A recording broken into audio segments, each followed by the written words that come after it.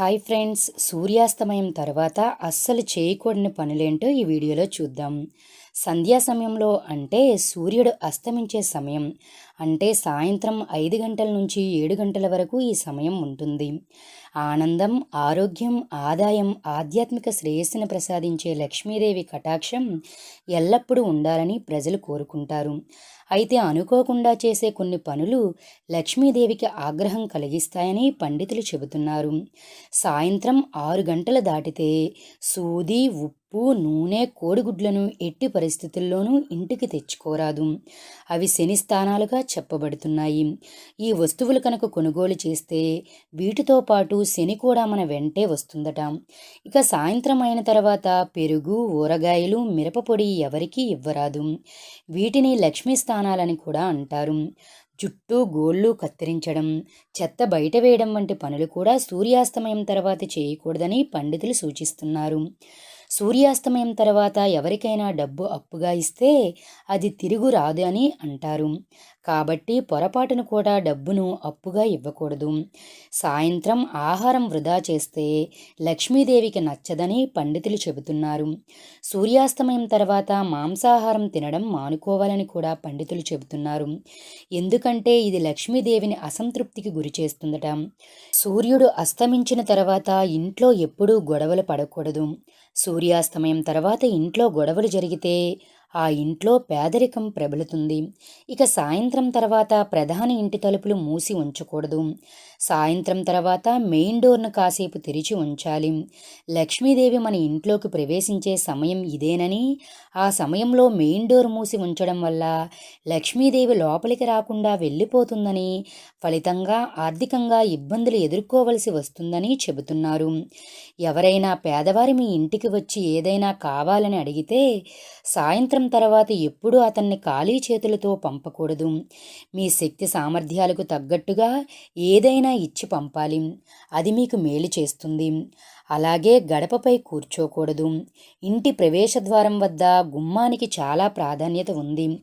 లక్ష్మీదేవి ఇంటికి ప్రవేశించే మార్గం ఇదే కనుక గుమ్మంపై కూర్చోకూడదు. ముఖ్యంగా సాయంత్రం సమయంలో గుమ్మం మీద కూర్చోవడం లక్ష్మీదేవిని అసంతృప్తికి గురిచేస్తుంది.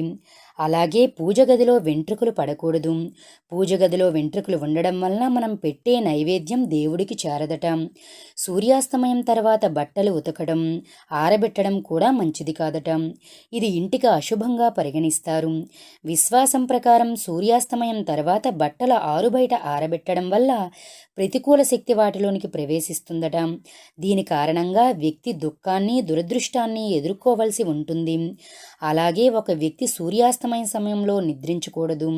జబ్బు పడిన వారు, పిల్లలు తప్ప మిగిలిన ప్రజలు ఈ నియమాన్ని తప్పనిసరిగా పాటించాలి. వ్యాధి, దుఃఖం, పేదరికం వారిని ముంచెత్తుతాయి. దీనివలన మనిషి అనేక రకాల ఆరోగ్య సమస్యలను ఎదుర్కోవలసి ఉంటుంది. చెట్లు, మొక్కలను దేవుని రూపాలుగా పూజిస్తారు.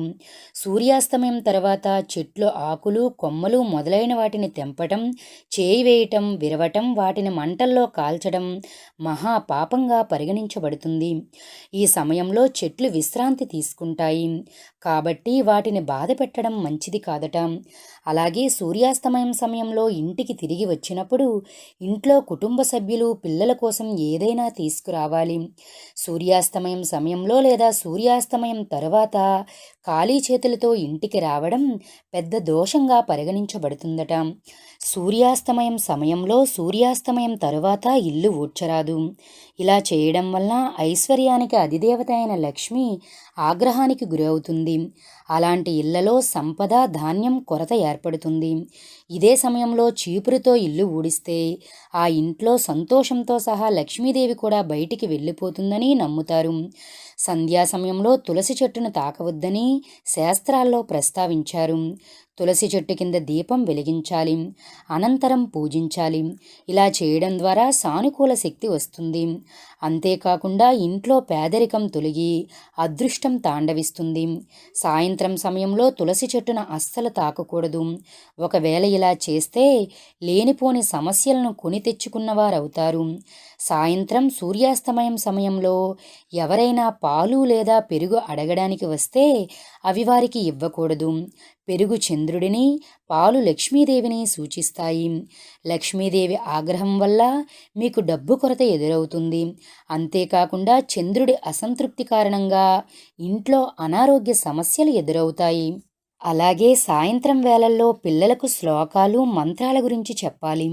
ఇలా చేయడం ద్వారా ఆధ్యాత్మికత పట్ల వారికి ఆసక్తి ఏర్పడుతుంది. మంచి సంస్కృతిని నేర్పించిన వారవుతారు. ఉప్పు అంటే లక్ష్మీదేవికి ఎంతో ఇష్టం. అందుకే ఉప్పును రాత్రి వేళల్లో చిన్న పొట్లాలుగా కట్టి అన్ని గదుల్లోనూ ఉంచాలి. తెల్లవారిన తరువాత ఇంట్లో గృహిణి ఎవరితోనూ మాట్లాడకుండా ఉప్పును తీసి పారేయాలి. ఇలా చేస్తే ఇంట్లోని నెగిటివ్ ఎనర్జీ పోయి లక్ష్మీదేవి మన ఇంట్లో తిష్ట వేసుకుని కూర్చుంటుంది.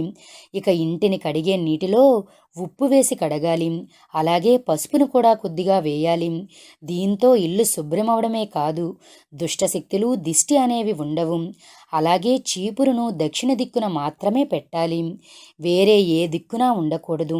అలా ఉంచితే ధనలక్ష్మి మీ ఇంటికి వస్తుంది. సూర్యాస్తమయం తర్వాత పసుపును ఎప్పుడూ దానం చేయకూడదు. ఎందుకంటే సాధారణంగా పసుపును శుభకార్యాలలో ఉపయోగిస్తారు. మరోవైపు పసుపు నేరుగా బృహస్పతితో సంబంధం కలిగి ఉంటుంది. ఇలా సాయంత్రం పూట పసుపును దానం చేస్తే బృహస్పతి అయిష్టం పొంది ఇంట్లో ఆర్థిక అభివృద్ధి నిలిచిపోతుందని చెబుతున్నారు. అలాగే ఇంట్లో మహిళలు జుట్టును విరబూసుకుని నిద్రపోతారు. సౌకర్యంగా ఉంటుందని అలా జుట్టు విరబూసుకుని నిద్రపోతారు. కానీ అలా అస్సలు చేయకూడదు. వంటింట్లో ఆహారాన్ని వండుతారు అంటే వంటింట్లో లక్ష్మీదేవి కొలువై ఉంటుంది. కాబట్టి సాయంత్రం నిద్రపోయే ముందు వంట పాత్రలు, వంటగది, స్టవ్ను ఖచ్చితంగా శుభ్రం చేయాలి. అలా చేసిన తర్వాతే నిద్రపోవాలి. ఇలా చేయకుంటే లక్ష్మీదేవి అలుగుతుంది. అలాగే సూర్యాస్తమయం తర్వాత ఇంట్లో దుష్టశక్తులు చేరే అవకాశం ఉంది. అలాంటి సమయంలో ఇల్లంతా వెలుగుగా ఉండడం మంచిది. అంటే ఇంటి లోపల బయట లైట్లు వేసుకోవాలి. అలాగే బ్రహ్మముహూర్తం అని పిలిచే నిర్దిష్ట సమయంలో అంటే తెల్లవారుజామున 2 గంటల నుంచి తెల్లవారుజామున 5 గంటల వరకు లక్ష్మీదేవిని ఆరాధించడం లేదా ఆధ్యాత్మిక కార్యక్రమాల్లో పాల్గొనడం మంచిది. ఫ్రెండ్స్, ఈ వీడియోలో మనం సూర్యాస్తమయం తర్వాత ఏ ఏ పనులు చేయకూడదో మనం క్లుప్తంగా చూసాం కదా. ఫ్రెండ్స్, ఈ వీడియో మీకు నచ్చినట్లయితే లైక్ చేయండి, కామెంట్ చేయండి.